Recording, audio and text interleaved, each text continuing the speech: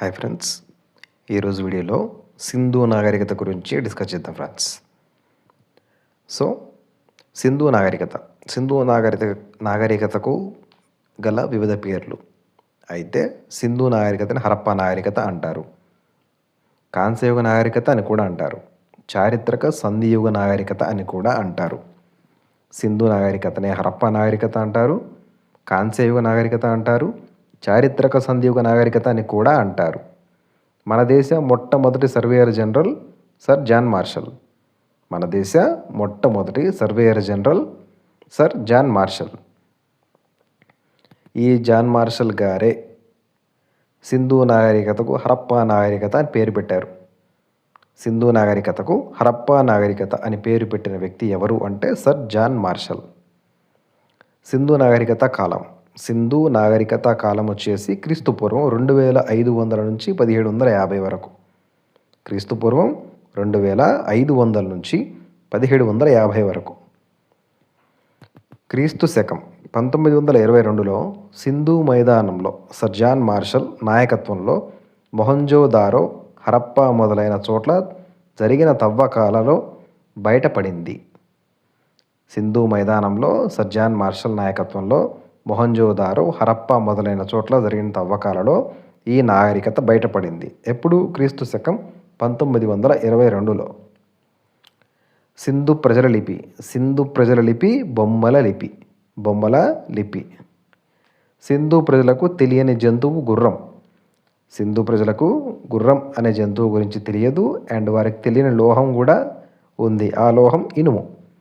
సింధు ప్రజలకు తెలియని లోహం ఇనుము, సింధు ప్రజలకు తెలియని జంతువు గుర్రము.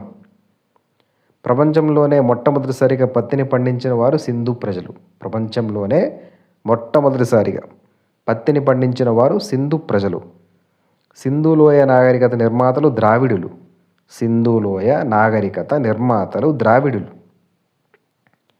సింధు ప్రజలు పవిత్రంగా పూజించిన పక్షి పావురం.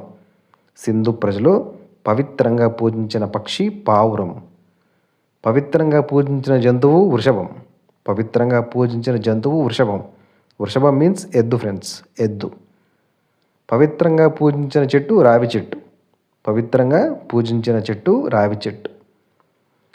విస్తారంగా వాడిన లోహం. సింధు ప్రజలు విస్తారంగా వాడిన లోహం రాగి. వాళ్ళకి తెలియని లోహం వచ్చేసి ఇనుము, విస్తారంగా వాడిన లోహం వచ్చేసి రాగి. సింధు ప్రజల ఆరాధ్య దైవం అమ్మ తల్లి.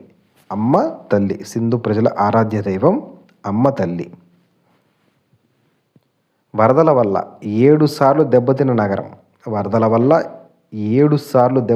నగరం మొహంజోదారో వరదల వల్ల 7 సార్లు దెబ్బతిన్నది.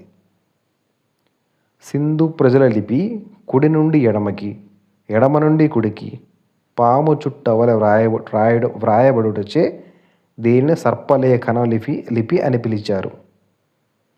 సింధు ప్రజలు కుడి నుంచి ఎడమకి రాస్తారు, ఎడమ నుంచి కుడికి రాస్తారు, ఒక పాము ఆకారంలో రాస్తారు. కాబట్టి దీనిని సర్పలేఖనము అని పిలిచేవారు. మార్టిమన్ వీలర్ ఈయన ప్రకారం వచ్చేసి ఆర్యుల దండయాత్రల వల్ల సింధు నాగరికత అంతమైపోయింది. ఎవరి ప్రకారం? మార్టిమన్ వీలర్ ప్రకారం ఆర్యులు వారి యొక్క దండయాత్రల వల్లే సింధు నాగరికత అంతం అయిపోయింది అని మార్టిమన్ వీలర్ యొక్క అభిప్రాయం. వరదల వల్ల సింధు నాగరికత అంతమైందని చెప్పేసి జిఎఫ్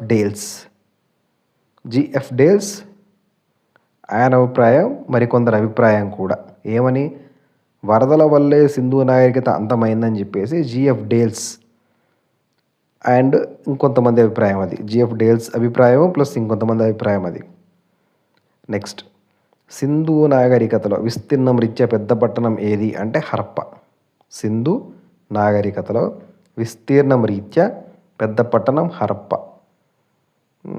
అందుకే జాన్ మార్షల్ గారు హరప్పా నాగరికత అని చెప్పేసి నామకరణం చేయడం జరిగింది కావచ్చు. ఈ పట్టణాన్ని దృష్టిలో పెట్టుకుని ఆయన హరప్పా నాగరికత అని చెప్పేసి పేరు పెట్టి ఉండొచ్చు. సింధు ప్రజల రేవు పట్టణం, అతిపెద్ద ఓడరేవు లోథాల్. సింధు ప్రజల రేవు పట్టణము లోథాలే, అతిపెద్ద ఓడరేవు కూడా లోథాలే. మొహంజోదారో. మొహంజోదారో అనగా సింధీ భాషలో మృతుల దిబ్బ అని అర్థం. మొహంజోదారో అనగా సింధీ భాషలో మృతుల దిబ్బ అని అర్థం. మహాస్నాన వాటిక, నర్తకీ కాంస్య విగ్రహం, అతిపెద్ద ధాన్యాగార భవనం, జనాభా రీత్యా అతిపెద్ద పట్టణం మరియు మృతుల దిబ్బగా పేరుగాంచిన నగరం. మహాస్నాన వాటిక, నర్తకీ కాంస్య విగ్రహం, అతిపెద్ద ధాన్యాగార భవనం, జనాభా రీత్యా అతిపెద్ద పట్టణం మరియు మృతుల దెబ్బగా పేరుగాంచిన నగరం. ఇవన్నీ కూడా మొహంజోదారోనే. ఇవన్నీ కూడా మొహంజోదారోనే.